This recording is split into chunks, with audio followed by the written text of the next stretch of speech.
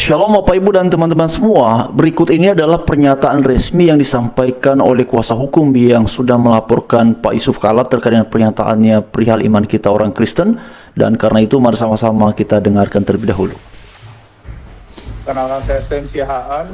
Kebetulan saya diminta untuk bergabung dalam kuasa hukum, yang mana kuasa hukumnya tunjuk kepada LBH DPP Gamki ya. Jadi saya sendiri bukan orang Gamki, saya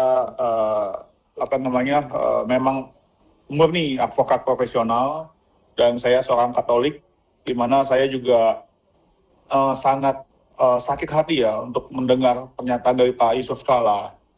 Karena sejauh ini yang kita ketahui bersama, kita sebagai Kristen dan Katolik itu ajarannya selalu cinta kasih, dan tidak pernah ada satupun yang menyatakan kita boleh menyakiti orang lain. Bahkan Yesus pernah berkata bahwasanya kasihlah sama manusia dan doakanlah musuhmu.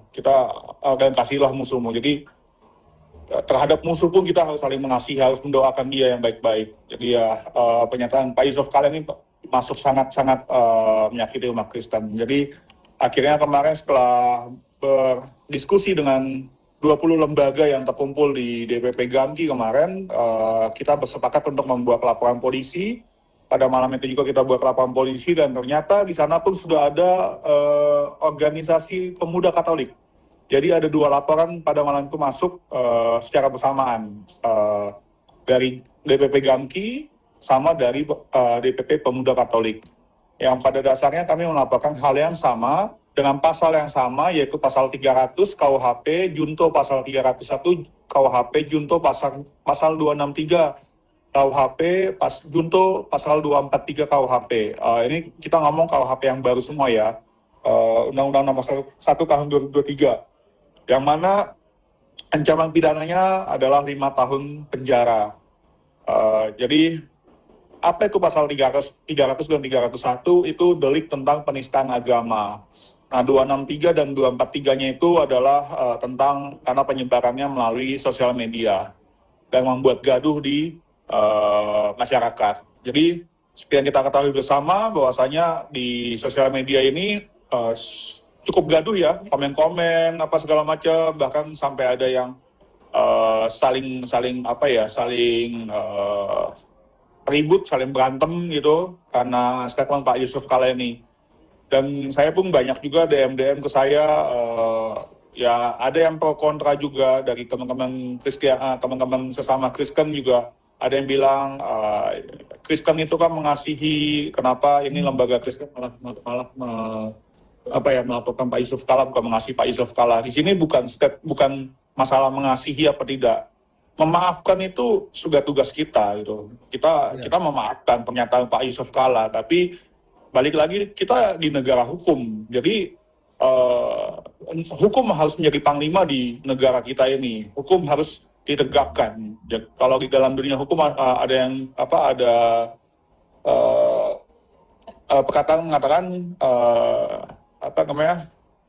walaupun langit akan runtuh, hukum harus tetap keadilan harus tetap ditegakkan. Jadi kenapa kita tetap melaporkan pada kepolisian? Karena kita mau ini bisa adil bagi semua masyarakat.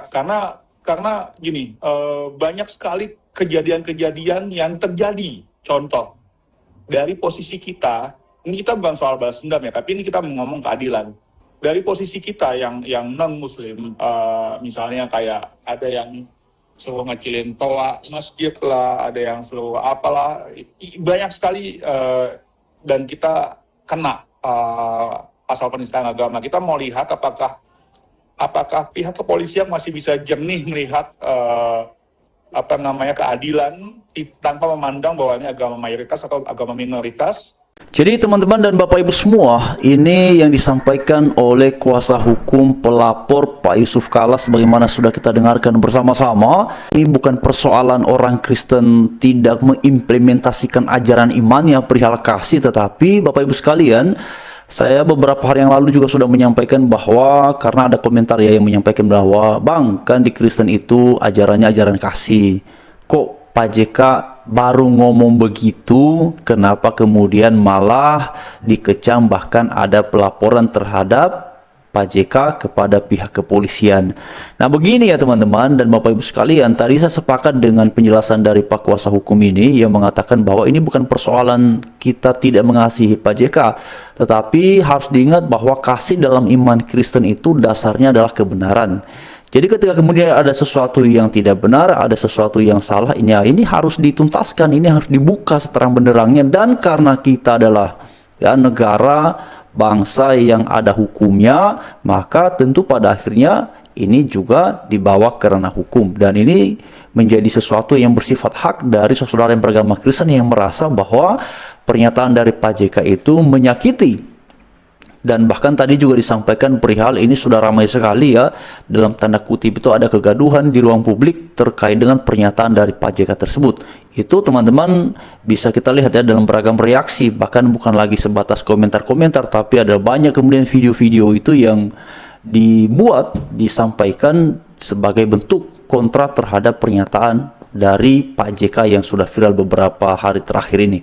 Oleh karena itu teman-teman semua, memang pada akhirnya kita juga nggak bisa sih ya membatasi orang untuk bersikap kontra, tapi pada akhirnya kalaupun kita yang beranggapan bahwa buat apa sih melaporkan pernyataan Pak JK, kalau kemudian kita punya kebebasan untuk menyampaikan argumentasi yang sedemikian, maka di posisi yang sama, saudara kita pun yang juga mengambil langkah berbeda, ya juga punya hak yang sama untuk menggunakan haknya dalam rangka memberikan respon terhadap pernyataan Pak JK tersebut. Jadi sama-sama sebenarnya Bapak Ibu sekalian. Jadi bagi saya secara pribadi, keberagaman sikap hari ini yang bukan saja berkembang di kalangan non-Kristen tapi juga di kalangan Kristen sendiri, bagi saya secara pribadi itu sesuatu yang sangat lumrah. Karena itu kemudian kalau kita beranggapan bahwa saya punya hak untuk berkomentar, saya punya hak untuk juga bersikap ya, misalnya tidak setuju dengan pelaporan, ya demikian pula saudara yang kemudian mengambil sikap melaporkan, mereka juga punya hak. Jadi yang paling penting atas situasi yang seperti ini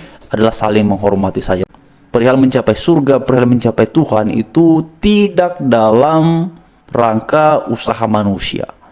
Teman-teman dan Bapak Ibu sekalian, iman Kristen itu mengajarkan bahwa manusia itu sudah berdosa.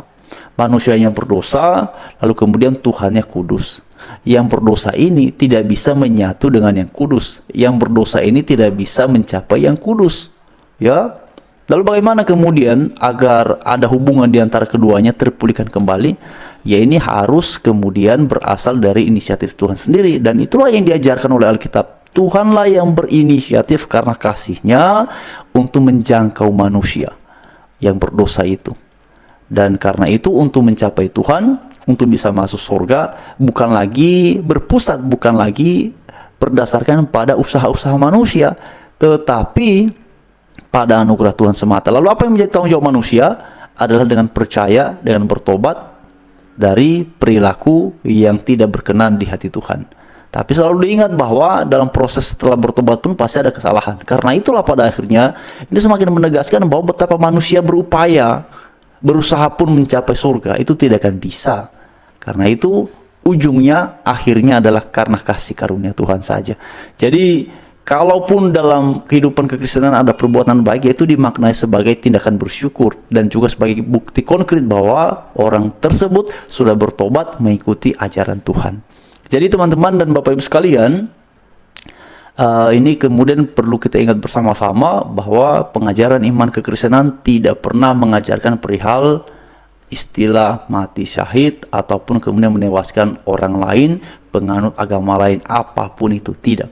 Kalau perbuatan baik saja di dalam iman Kristen itu dipandang dan diyakini tidak bisa membuat ya manusia mencapai Tuhan, tidak bisa membuat manusia masuk surga dengan segala perbuatan baiknya, apalagi kemudian dengan perbuatan yang tidak benar.